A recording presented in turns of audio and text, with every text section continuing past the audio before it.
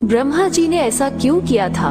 क्यों अपनी बेटी के साथ किया था विवाह? इसमें कितनी सच्चाई है? क्या ग्रंथों में इस बात का उल्लेख है? इस वीडियो में हम सारे सच्चाई को बताने वाले हैं, तो वीडियो को पूरा देखिएगा, तभी आपको समझ में आएगा ब्रह्मा जी का अपनी पुत्री से विवाह का असली सच क्या है। यह आज भी शोध का विषय है। ये सुनने के बाद कुछ अजीब सा लगता है, इस पर विचार किए जाने की जरूरत है। नमस्कार दोस्तों, सनातनी दर्शन चैनल पर आप सभी का स्वागत है। अगर आप भी भगवान श्री कृष्ण के भक्त हैं, तो कमेंट में जय श्री कृष्णा जरूर लिखें। तो चलिए शुरू करते हैं आज की प्रस्तुति। भारतीय पौराणिक इतिहास में ब्रह्मा का नाम महत्वपूर्ण रूप से प्रकट होता है, जबकि प्रचलित समाज में विष्णु और शिव को उनसे श्रेष्ठ माना गया है। कालांतर में ब्रह्मा को हाशिए पर धकेल दिए जाने के कई कारणों में से एक है सावित्री का श्राप, और दूसरा कारण ये कि ब्रह्मांड की थाह लेने के लिए जब भगवान सदाशिव ने विष्णु और ब्रह्मा को भेजा, तो ब्रह्मा ने वापस लौटकर सदाशिव से असत्य वचन कहा था। हालांकि प्रचलित समाज में ये धारणा फैली है कि ब्रह्मा ने अपनी पुत्री सरस्वती के साथ विवाह किया था, इसलिए उन्हें नहीं पूजा जाता। अब ये कितना सच है, ये तो शोध का विषय है। कुछ विद्वान इसे भ्रांत धारण मानकर खारिज करते हैं। हालांकि सच्चाई ये भी है कि पुराणों में एक जगह उल्लेख मिलता है कि ब्रह्मा की पत्नी विद्या की देवी सरस्वती उनकी पुत्री नहीं थी। उनकी एक पुत्री का नाम भी सरस्वती था, जिसके चलते ये भ्रम उत्पन्न हुआ।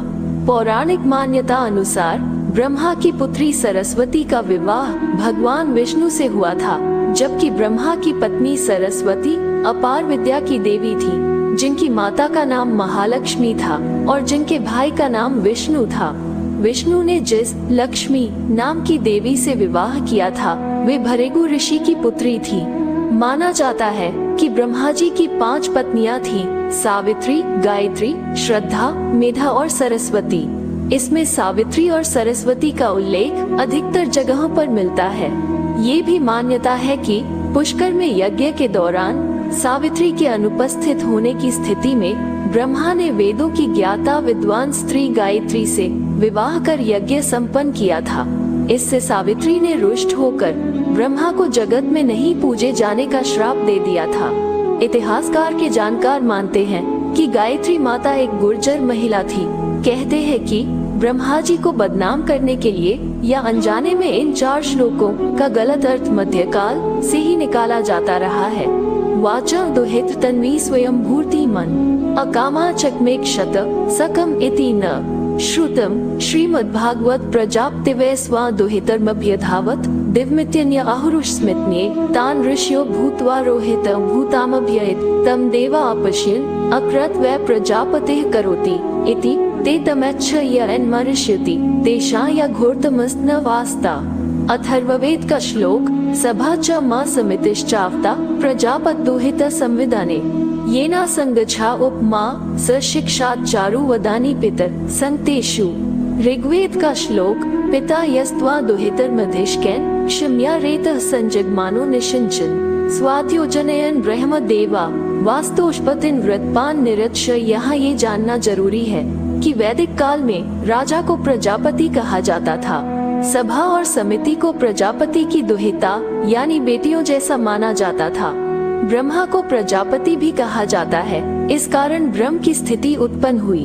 ब्रह्मा की बेटी सरस्वती श्वेत रंग की थी, लाल रंग की नहीं।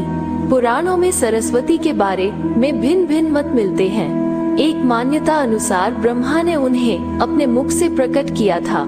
एक अन्य पौराणिक उल्लेख अनुसार देवी महालक्ष्मी लक्ष्मी नहीं से जो उनका सत्व प्रधान रूप उत्पन्न हुआ, देवी का वही रूप सरस्वती कहलाया।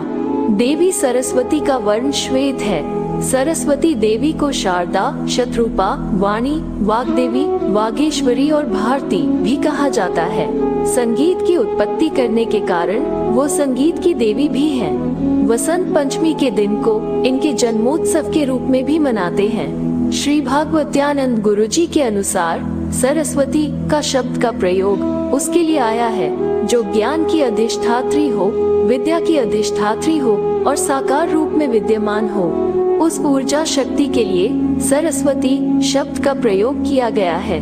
शास्त्रों के अनुसार जिस तरह ज्ञान या विद्याएं दो हैं, उसी तरह सरस्वती भी दो हैं। विद्या में अपरा और परा विद्या है। अपरा विद्या की सृष्टि ब्रह्मा जी से हुई, लेकिन परा विद्या की सृष्टि ब्रह्म ईश्वर से हुई मानी जाती है। अपरा विद्या का ज्ञान जो धारण करती है वो ब्रह्मा जी की पुत्री है, जिनका विवाह विष्णु जी से हुआ है। ब्रह्मा जी की पत्नी जो सरस्वती है, वे परा विद्या की अधिष्ठात्री देवी हैं। वे मोक्ष के मार्ग को प्रशस्त करने वाली देवी हैं और वे महालक्ष्मी की पुत्री हैं। शाक्त परंपरा में 3 रहस्यों का वर्णन है: प्राधानिक, वैकृतिक और मुक्ति। इस रहस्य का वर्णन प्राधानिक रहस्य में है।